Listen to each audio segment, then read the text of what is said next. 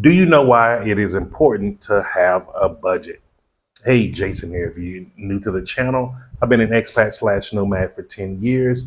I am now on my fourth country, third continent here in the southern region of Africa in Lusaka, Zambia, where I now call home with permanent residency. One of the things I started doing is sharing with you some of the things I learned along this 10-year journey because it's not as easy as people may think it is. And so today we're going to still be focusing on the two goal challenge. And this is where for 30 days, I'm going over the two goals that we all should be focused on because these are the two goals that helped me actually be able to live overseas successfully for 10 years. But most importantly, it's the two goals that I'm still currently working on to increase the happiness of my life. And so today we're talking about why do you need to budget? Now, budgeting is not one of those sexy words. Budgeting is not one of the words school actually teach us much of. And the more I get into this and the more I've learned along this journey, I'm really starting to ask myself, what is the purpose of school? What is it preparing us for except go work a job for the rest of our life? And I don't think a lot of us really realize that. A lot of even people in the United States, a lot of people think like, oh, Social Security, my 401k, all of these different things are going to be there when I'm ready to retire.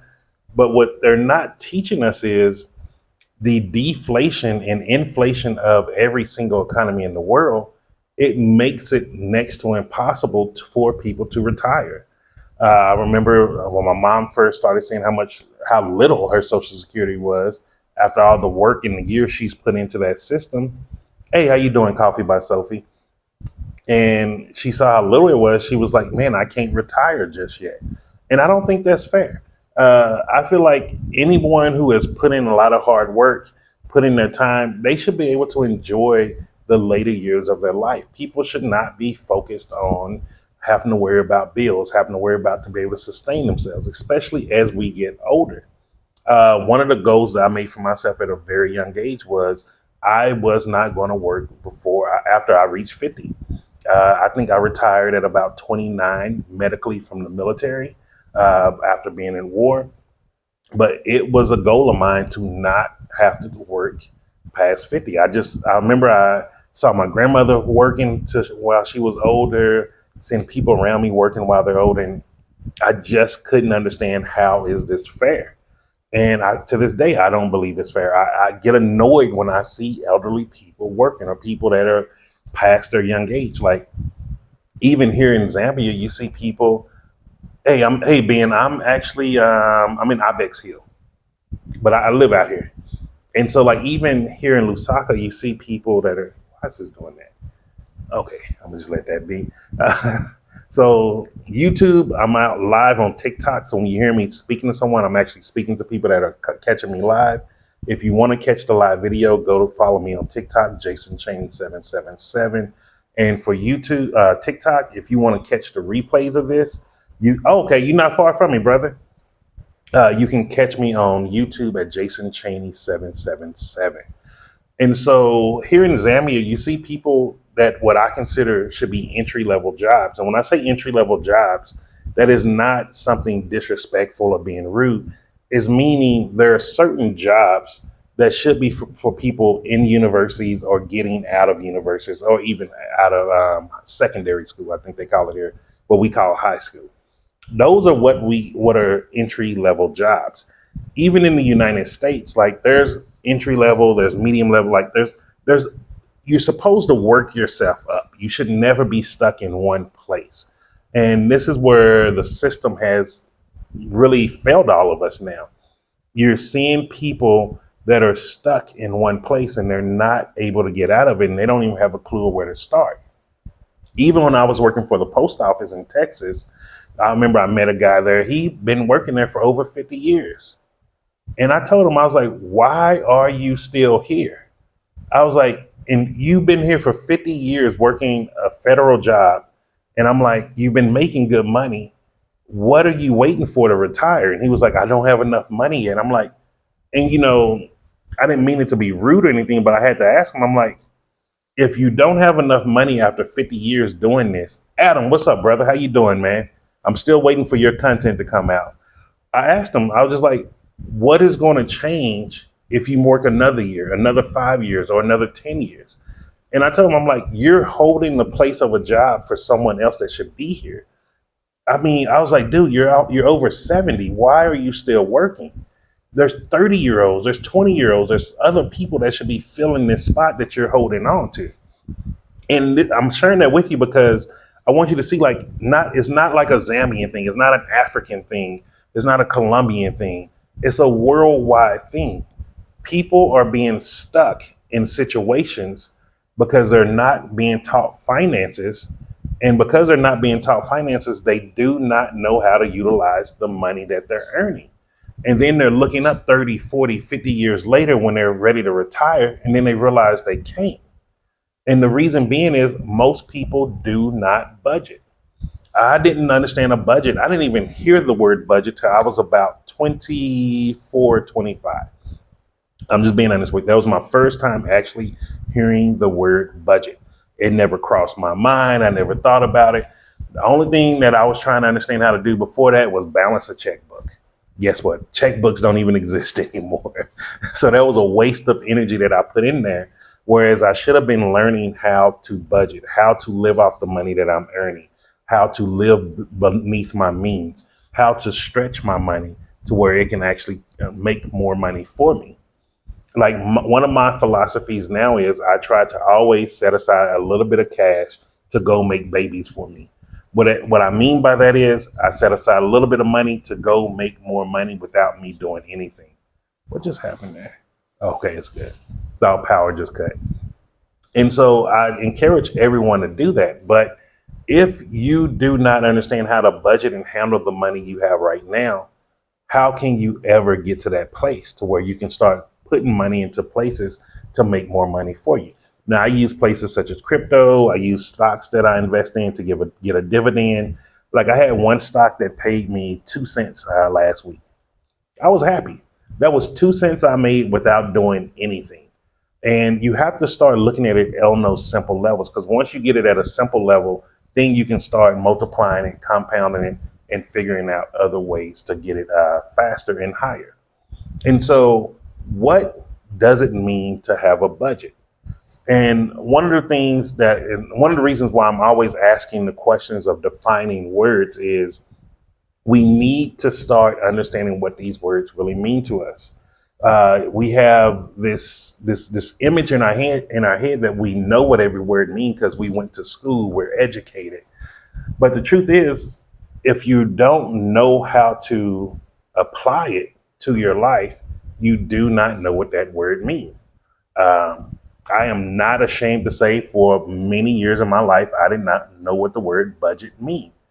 And until I started watching shows around people teaching how to budget, how to live beneath your means, how to save for tomorrow, how to save for your investments, your future endeavors, that's when I started to understand how to budget.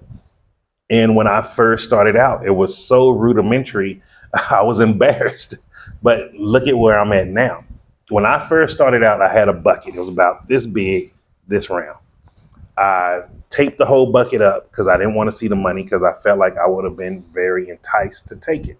I'm a very emotional spender, especially on certain things such as guns, cars, all that. Like I'm very emotional about it. Like I like those things and I know my habits.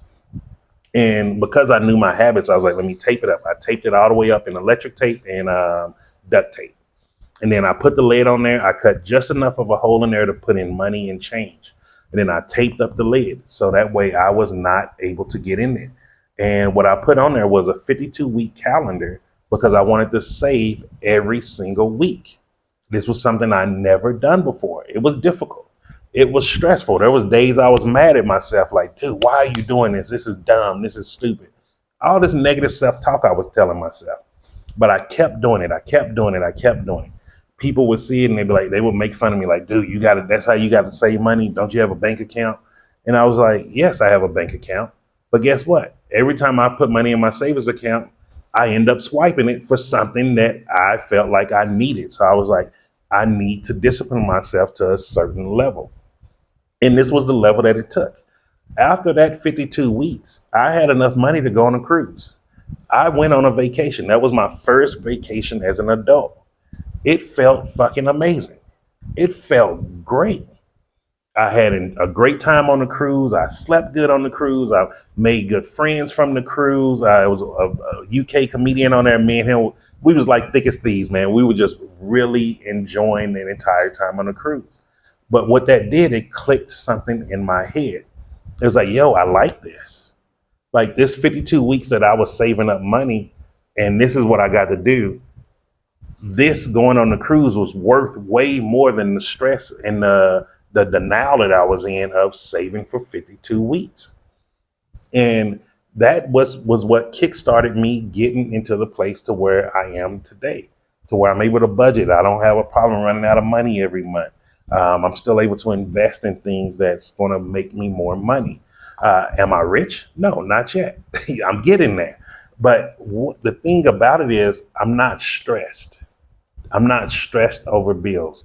I know exactly how much my rent costs. All my bills I pay on the first of the month. Every single bill for the single month, I pay it on the first.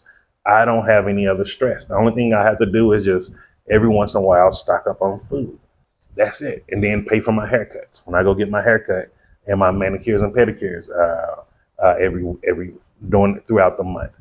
That's all I have to do. Outside of that, I be looking at different avenues like, hey, okay, is there some land that I can invest in? Like now I'm investing into doing some tobacco. Like I'm looking at different things to start having my money to go make babies. One of my affirmation songs I love to listen to is my money is like a bunny. It goes forth and multiply. That is what I want my money to do. Go forth, make me kwacha, make me rand, make me pula, whatever it can do to make me money. Even now, I'm looking into purchasing. I've used the secondhand iPhones here, taking those same iPhones to Botswana and South Africa and set up a little kiosk shop there and sell them there. And let's say if I bought it for 4,000 kwacha here, just sell it for 4,000 rand there. But guess what? Because that currency is worth more than the currency here, I'm making more money. That means my money is being like a bunny, it's going forth and multiply. But you can't see those opportunities if you're in survival mode. And what I mean by survival mode, if you're stressed out about bills, if you're stressed out about debt, I used to be in debt. I used to do payday loans. I used to do car title loans. I used to have to pawn stuff. I remember I used to have a Dell Latitude and a Sunnyvale laptop. Whenever I needed gas or if I needed money for food for a week or two before I get paid, I would just go pawn it. They used to know me by name. I was embarrassed. I was embarrassed about it. But it's funny because now I can look back and be like, yo, it was worth it. Those learning mistakes, doing all of those dumb things, making those dumb decisions. And that's why now I don't do it. When people are like, man, how do you just enjoy being in the house? I'm like, my house is my peace. When you do not have to worry about paying your bills or anything, your house becomes your peace. You have whatever you want in your house to entertain you. It's a level of freedom that most people couldn't even fathom, to where like just sitting in the house is actually enjoyable. But before then, because I used to be so stressed out on bills, I used to always want to be out of the house. I'd go to clubs, go to strip clubs. Hey, let's go eat out. Let's go to Hooters. Let's go have a couple of drinks. Even once I got debt free, I started realizing I did not have the desire to drink anymore. Once I became debt free, that wanting to go out and drink every weekend, it went to, okay, I'll do it once a couple of months. Then it went from once a couple of months to twice a year. Now I don't do it.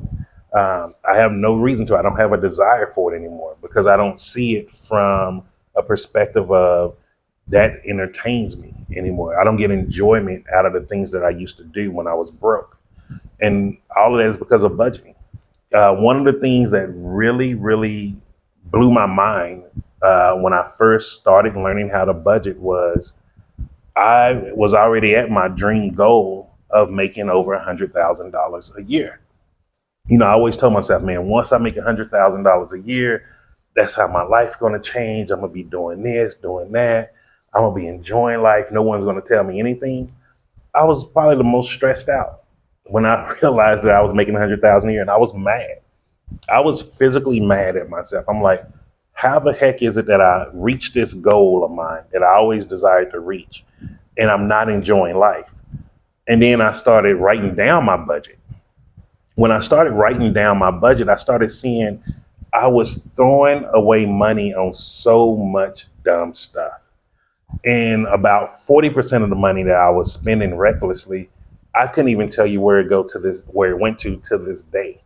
It was just cash coming out of the ATM, cash coming out of the ATM. I would just see ATM withdrawal, ATM withdrawal, ATM withdrawal. And I was like, what was I doing? And I can't tell you to this day what I was doing. I saw I was spending like $300 a month on gourmet cheese. Stupid. That was so dumb. So dumb. I could have done better eating government cheese and at least would have saved some money, had some money in my pocket. But I was spending $300 a month on all of these smoked Goudas, all of these gourmet cheese. I used to just shop at Whole Foods. Whole Foods is a more bougier Woolworths if you're here in Africa, or more bougie food lovers. So it's really expensive. Everything's overpriced. I used to buy the Jameson wine that came in from South Africa for the little bottle here that y'all pay like 150 kwacha. I was spending $40 for it. And I had just bottles lined up on my counter. Crazy stuff. But I didn't realize all of that until I started to understand how to budget and looking at a budget. And so that's why today's exercise for you is to start listing your monthly expenses. If you do save money, list that as an expense too. Don't just say like, oh, I saved this. Write it down. Write everything down. Once you start seeing exactly where you're spending your money, you can start seeing the things that are not that important. And if you're not comfortable with doing this, I have a budgeting tracker that you can use. If you're here on YouTube, all you have to do is just go to any one of my old videos, or you can look underneath this video and the description, and there will be a link in there. It's going to say plant-based smoothies. It won't let me change the link name, but it says plant-based smoothies, but it is a budgeting tracker. I'm going to get an updated link for you. And all you need to do is, for YouTube, copy and paste it in your URL, and then it will automatically pull up for you. You can fill that out. It has some pre-filled out things in there, such as entertainment, stuff like that. And then it does add up the calculator for you to where you can not only see what you're spending for the month, but if you do it for each and every month, you can start now predicting your yearly expenses.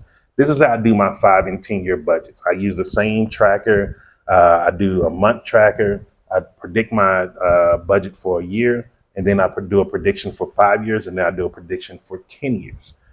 This is one of the things I do because I'm very focused on making sure that I'm on asset collection and not liability collection.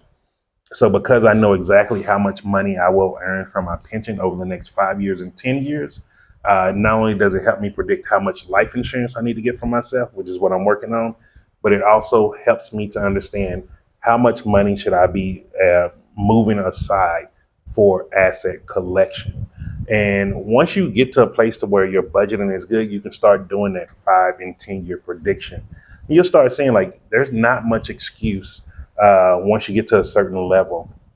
And trust me, that number is nowhere near as big as you think it needs to be. That's the funny part.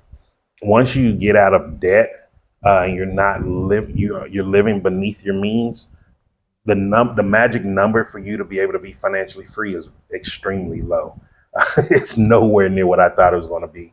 In fact, like I'm nowhere near $100,000 a year anymore, and I'm living a way better life than I did when I was making over $100,000 a year. And so you can be able to YouTube. You can get that link. You'll just copy it in your URL. If you're here on TikTok, you will just have to send me a DM. Just put, hey, Jason, give me the budgeting tracker, or just put budgeting tracker in there. And then I will send that to you directly. And you can just click on the link and it will bring up the tracker for you also. So TikTok, just hold on. I'm going to finish up here on YouTube. And then YouTube, like I say, if you want to be able to stay on live with me, ask questions in person, just go to TikTok and follow me at Jason Chaney 777. So YouTube, if you have any questions or comments, just leave those down below. And if you do want the budgeting tracker, just make sure you look in the description. It's going to be plant-based smoothies. Just click on, copy that URL, and then copy that link and paste it in your URL, and that will pull up the budgeting tracker for you. That is something I put together for everyone because I do believe budgeting trackers are very important. And for YouTube, just remember this: I'm Jason, and success is simple once you know how.